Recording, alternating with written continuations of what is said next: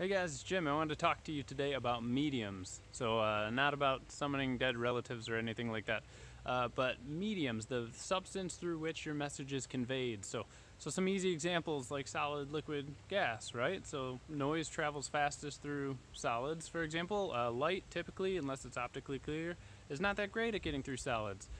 Liquids make your message unintelligible. Air is what I'm talking through now, right? So there's a lot of different mediums at our disposal. So how many mediums do we have in business?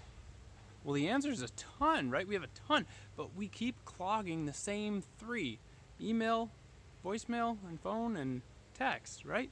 So why is that? We have so many. We have articles, we have ebooks, we have messages and posts on LinkedIn. We have all the social media things. So I'm going to throw together a series, a few different things here on different types of mediums. My challenge for you this week until the video next week is just try to find one that you haven't been using and see if you can engage with some customers there. So I look forward to continuing this series and talking to you next week.